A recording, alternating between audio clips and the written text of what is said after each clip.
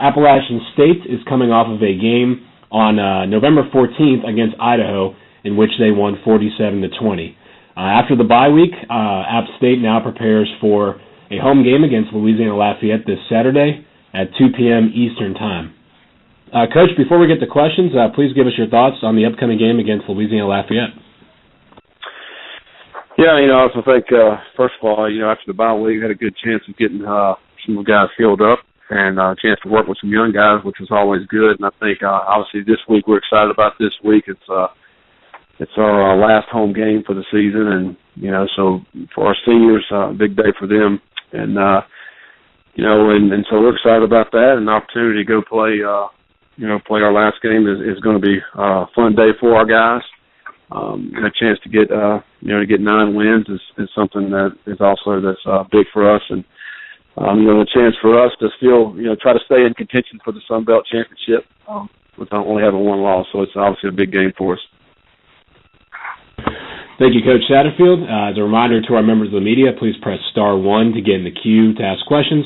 First questions come from Boone, North Carolina. Caller, please identify yourself and go ahead. Hey, Scott. This is Steve over at the paper. You mentioned you got some people healed. Does that mean Marcus is okay? Chapman, I think, were the two ones that I could think of. Yeah, they're all practicing now, and everybody should be ready to go. It's we let them rest last week, but then yesterday they were all practicing, so everybody should be healthy.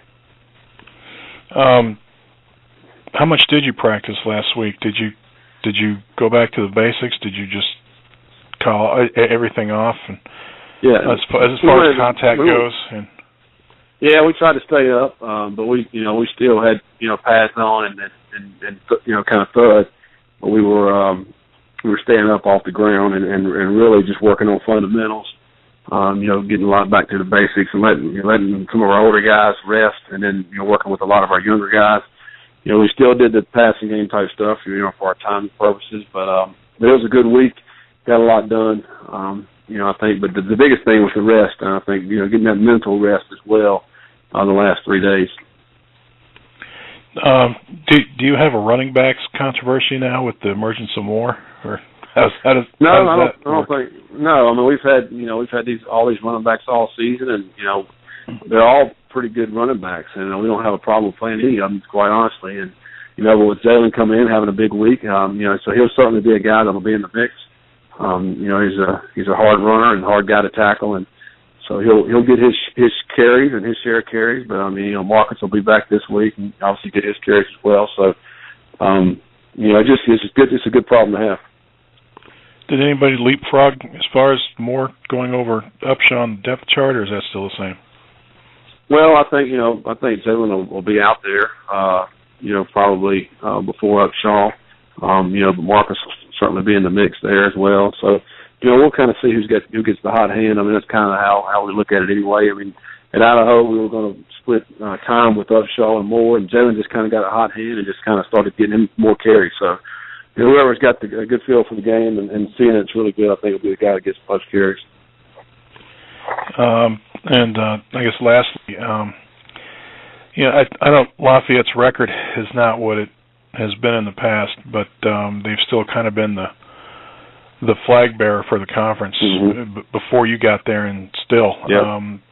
Would you just kind of talk about how taking this team lightly because they're struggling a little bit would be a huge mistake, or do you feel that way, or Oh yeah, no question. I mean they have a couple of players. I mean number one, the Sun Belt Offensive Player of the Year last year, McGuire. He's a dynamic player. You got to know where he's at all times because he could score every time he touches it.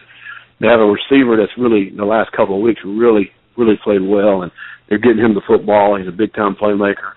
Had 11 catches last week, and then I think he had 11 the week before that. So they can score. They also can, they'll run the football on you. If you're not stopping that, it'll be a long day. So we got to go in here and play our best game. We want to continue to get better. There's still a lot of football left. We're playing for a lot this weekend. So. And I know they are too. I mean, they're 4-6, but they got 2 games left trying to get the bowl eligibility. So I understand they'll come in here. We'll get their best shot. There's no question about it. So we know there's a lot on the line for this game. I know this morning is kind of clear and cold. Are you almost hoping for a clear and cold type game for those Cajuns coming up from Louisiana? Yeah, whatever it is, I think it's going to be in the low mid-50s. It should be a great day for football and great temperature. So, it's something we can't control. We don't worry about.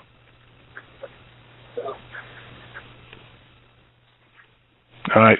Still there? All right. Appreciate it. Yeah. Appreciate it, Coach. Thanks. Thank you, Steve.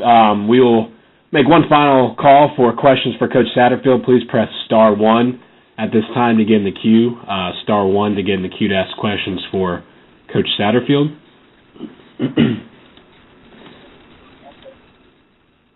All right, with no further questions, Coach, thank you for your time.